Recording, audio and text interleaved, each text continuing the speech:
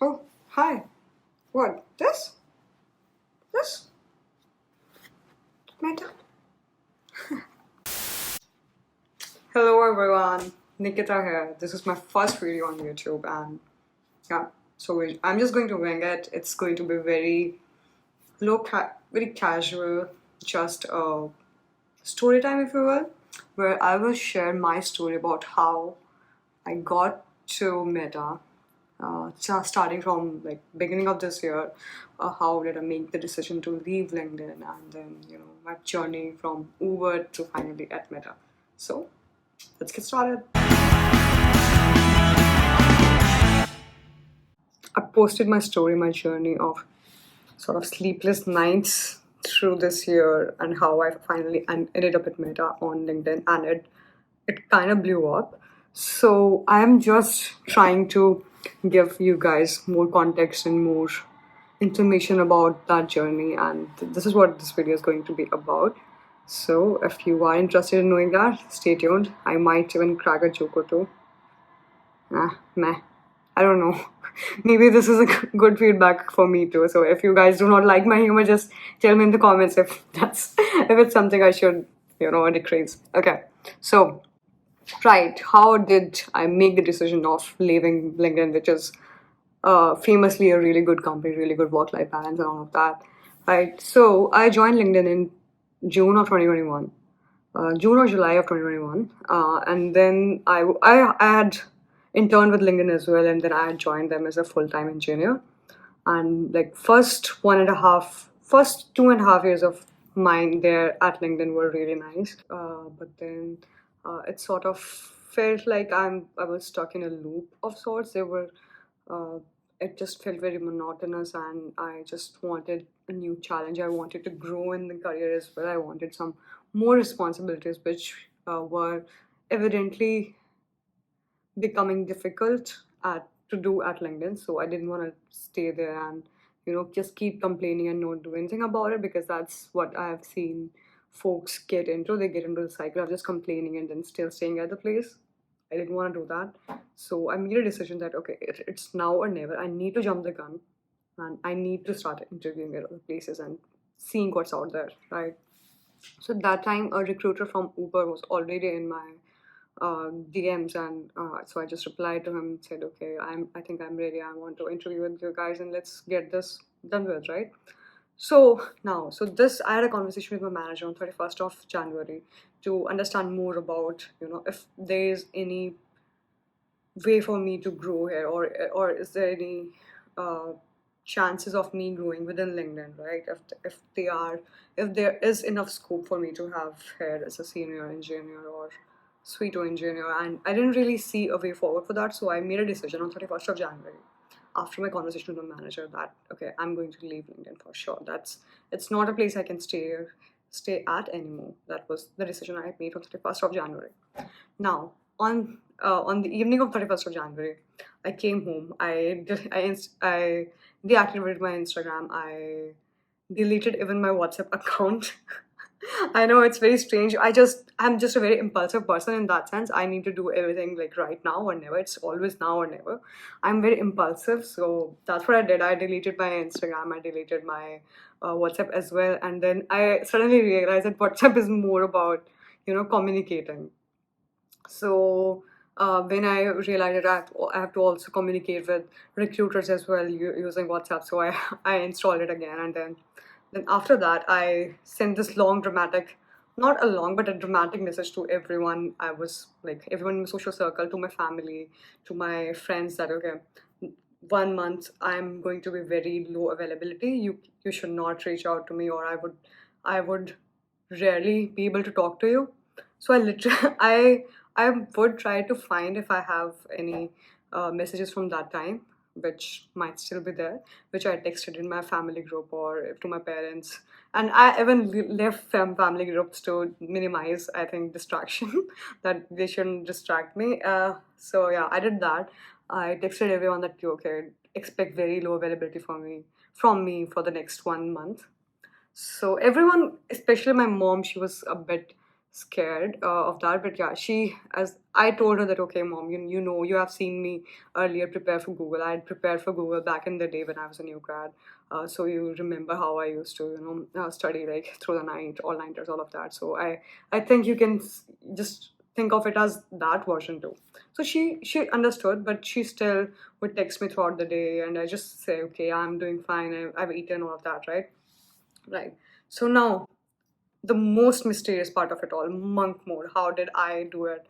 What was I like in monk mode, and how did it all happen, right? I knew that if I continue doing this, I am definitely going to burn out. So I gave myself a deadline of 1 month, which was just February, right? So I said to myself, okay, February is just 28 days, 29 days sometimes. I don't remember how many were there in this year, but yeah, I said to myself, it's less than 30 days.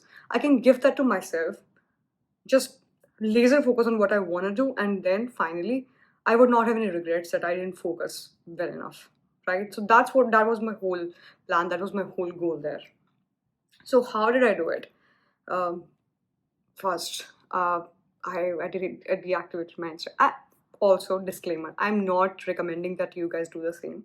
This is something I did. This is something which worked for me. It also led to other issues or non-issues as well. But yeah, it is something you should definitely think about before you actually execute on it. If you want to do it, only then do it if it makes sense to you. Okay, coming back. So what did monk mode look like for me? So at that time, I also had really high priority projects going on at work too, like with easier priorities and with which had tight deadlines, right? So I was also working on them. I had to deliver those projects. Those projects were uh, measured each day, or they were monitored each week, sprint wise. So they do see if your PR was merged, if it went in smoothly, all of that, right? So that was also there. So how do I manage everything all at once, right? So yeah. So I've I've worked from home for majority of February. What I used to do was I had chunked my day in a way which I am not thinking about the usual things I would usually think about, right? So for example, gym. Like I was really active in the gym. I was really into like running and gym, all of that. But I told myself, even if I want to do it, I still used to go for a run or two, like only like a kilometer or two, just to freshen up my mind. But I skipped gym altogether for that 1 month. And then about food, right? I was living alone at the time in my house. Sometimes there was also another flatmate I had, but yeah, she would just be in her own room. But most times it was just me alone in my house, in my flat. It was a big house, but that was nice. Like I didn't really mind being alone because it helped me focus really well. And then along with that, yeah. What about food, right? We didn't have any cook. Since we used to go to office every day, and on the weekends we would usually be out, so we didn't really have anything set up or any groceries, if you will, right? And I cannot cook. I cannot cook. I would say that the only reason I chose to do engineering, no, not really, but yeah, I cannot cook at all. So at that time, food had become such a big issue, right? But I also did not want to put a lot of my mental bandwidth towards what I'm going to eat, right? So I had just picked up a few places that I knew served really good food, and I would order the same exact food for like. So I decided, okay, for breakfast I'm going to eat this, for lunch I'm going to eat this, or for dinner I'm going to eat this. I'm exaggerating a bit because I never ate 3 whole meals in a day. I usually just used to eat two, but that was okay. I think I'm anyway like small, so it didn't really matter. Like I did complete my calories, all of that. One thing, one. So I would just have one food item that I will eat. I had eaten every day for like that whole month. So because I didn't want to put any effort or think about what I'm going to eat, what am I going to eat. So I would just do that. One was a paneer wrap from Fasos, and then this other was NH1 bowls. So this isn't back in Bangalore, right? NH1 bowls I used to eat chole chawal or rajma chawal, something like that. So that was just to make things easier for me. I didn't want to put my mental bandwidth towards that. Right. So yeah, that was that. And then yeah, other things. So I basically removed any sort of distractions from my life or from my routine, if you will, right? And now since I was also working on my projects at work and then I also studying side by side, I was only able to get like 5 hours of sleep, right? And now some people might argue that you can probably get more hours of sleep. And I would argue that yeah, you probably can get like 6 hours or 7 hours. 7 hours might not, but six is very doable. But the thing was, I was not able to sleep. So I'm a person, if I am stressed, if I have something on my mind, I just cannot sleep. I go really insomniac. I still remember this one day where I was really stressed about, I had just bombed an interview with Rezape for system design. And I couldn't, I was just really stressed, right? It was a really easy question. The interviewer had asked me a rate limiter, how would you design a rate limiter? And obviously, it's the easiest question, easiest system design question you can ever get. And I still bombed that, and I just felt so bad. I felt like such a failure. That okay, why the fuck? How? Sorry about that. So excuse my language, but I felt such a failure that okay, how can I bomb this question? And if I bomb this question, then I am not good enough for anything. Maybe I just should just give up software engineering. I am also really dramatic in that sense that I think everyone does. That whenever you hit a failure, you feel like okay, you are not good enough for anything. There's this negative self-talk that we all have. So yeah, I just want to tell you guys that it is with everyone, even with successful folks as well. And it's people who get successful are the one who overcome their negative self-talk. And to be honest, negative self-talk helps you a bit in growth as well, because when I heard that voice in my head, right, that okay, you're not good enough, then I have to have another voice in my head which says, no, you are good enough. You're going to do this. You're going to figure out what the issue was, and then you're going to fix it. So that is what I did, right?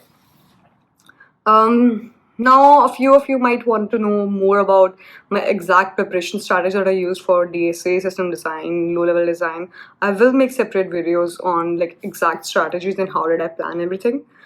This video is more around just the story, if you will. So I would not get into details of how exactly did I prepare for system design or how exactly did I prepare for DSA.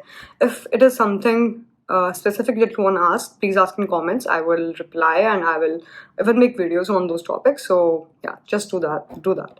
Okay, coming back now, February.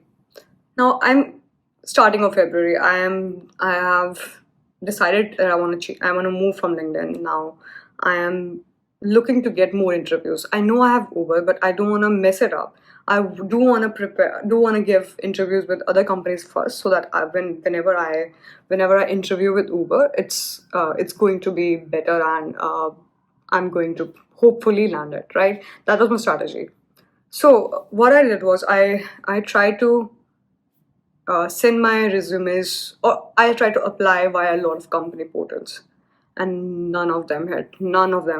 I tried Amazon, I tried Walmart, I tried Flipkart, I tried Myntra, I tried Wayfair. Like I tried companies which would pay me lesser than my original. This is my current at LinkedIn, right? And none of them replied. None of them bid. None of them took a look at my resume. Then I realized, okay. I still remember a day when I was crying on the phone with a friend of mine. That if I am not getting interview calls, being with LinkedIn for like past almost 3 years, then nobody's getting interviews in this economy, right? Which I would say is probably not the best statement to make, but yeah, I was just so done that how I have good resume, I have good experience. How is this not working, right? Then I tried to figure out what the issue was, right? So the issue is that company portal is often overlooked. I even tried with referrals. Referrals also got overlooked, especially with big tech. It's really you really need to make this distinction that recruiters themselves have a sourcing quota, and then there are separate roles called sourcers who are only there to source candidates to put in this interview pipeline. So if someone is coming by a referral, it takes away from their quota, right? So they're like sales folks. They have to meet a quota and hit the target. So I don't know. This is my hypothesis that that is what was happening there. But yeah, I'd applied to a lot of companies via referral, and none of them worked. It's only when I directly reached out to recruiters is when I got the calls. So what I did, I texted a lot of folks, lot of recruiters that okay, this is my profile. And also not being desperate at all. I'll probably attach a screenshot here, a screenshot or two how I reached out to folks, so you can just take a look. But yeah, I would keep it like super simple that hey, I have this many years of experience from this company. I think we might be a good fit. So that's it. I had no hope you're well, hope your family is doing well, none of that. Just very simple, straightforward cheers at the end. Right? So that was it. But I must mention here that people often lose hope that okay, we are not getting any interview calls. You need to improve your resume and then just text a bunch of folks. That's it, right? So that's what I did, and finally I had interview scheduled for with a lot of companies. And in February, I kept the interviews with the companies which I didn't wasn't really keen on joining. So companies like Intuit, Wayfair, and what else? Valera, I think was one. So I added them in the beginning of February to interview with, and believe me or not, but I bombed all four of them. Uh, all four company I interviewed with in the beginning of February, I bombed all of them. I was rejected from all four of them. But how I could see it was that my rejection every time is coming from a different reason. So that was a win for me. So I'm not repeating my mistakes. I know what I'm doing right. I can improve my mistakes. So that was my takeaway from all of it, and that was the exercise I was doing anyway. I had no plans on going to those companies. And I mean, I might have gone. I don't know if the role was really nice and they were paying me really well, but just saying those were not my target companies, right? So it helped me really uh, figure out what the issues were, where the loopholes were in my own in my own preparation, and really helped me uh, shape up everything, helped me really clean up my preparation and all of that. So that was really nice. Now, while each of the rejection was really hard to take, it set me up for success later on. So if you see, I've shared a screenshot in my one of my LinkedIn posts. I will also add it here. That which mentions like companies and like at what time I was interviewing with them, and then offers and rejections. Right, all of the companies I have interviewed with after these companies were all a success. I got offer from each and every one of them. So I would say that is the goal here. It's okay or fail, but learn from those mistakes and then finally get get the thing that you want to get. Okay, right. So yeah, that's how it happened. Talking about Uber or Microsoft or Meta. Hmm. Let's talk about all three of them, right? So Uber, straightforward. A recruiter reached out to me. I replied to him. We interviewed. Uh, Interviews at Uber were, I think, really challenging. At least my experience at about Uber interviews was really challenging.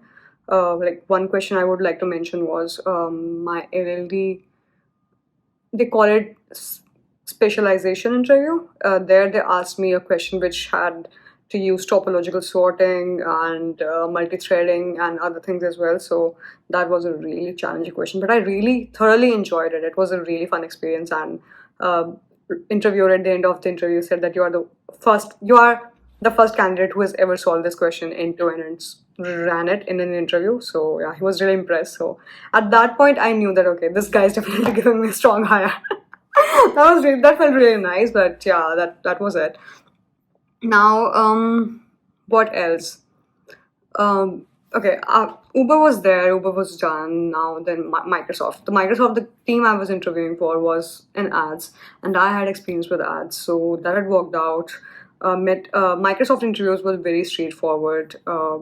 3D essay, then one system design ish, then one final behavior round. I will make separate videos talking about interview experience of each and every company, so don't be looking at that information here. Right. For Meta, I had tried to apply to Meta multiple times within February and March. First half of March. No, full all March. Yeah.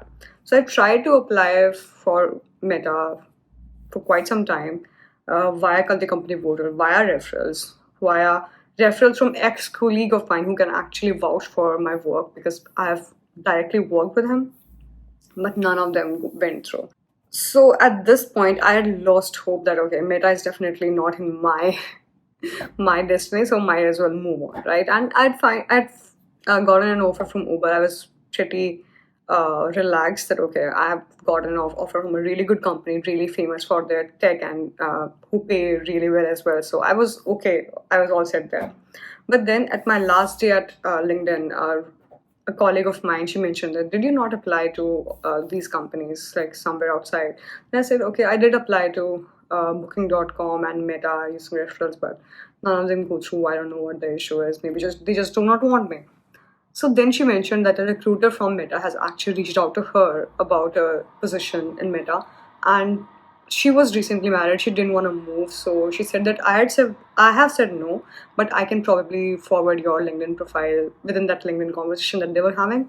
So I said okay, why not? I'm already prepared. I've already have all of these offers under my belt. At that time, I had gotten most offers from all the other excuse me from all the other companies.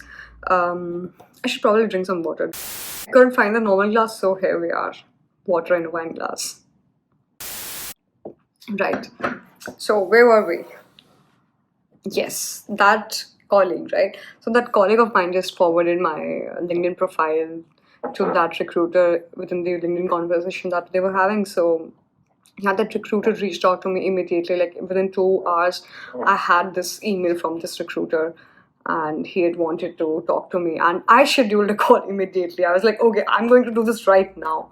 So as I just mentioned, this was my last day at LinkedIn, right? So a few colleagues of mine had taken me out for lunch, and I was at lunch, and I'm just scheduling this call, and I scheduled the call literally the same day. So now I am at lunch with all of my colleagues, my soon-to-be ex-colleagues, and I also have this call scheduled. So while they were all sitting, I just walked out, took this call on my phone, and then yeah, because I wanted to get this done sooner than later because I just wanted to be done with all of the interviewing because I've been extensively interviewing for the past 2 months, and I just wanted to get it over with.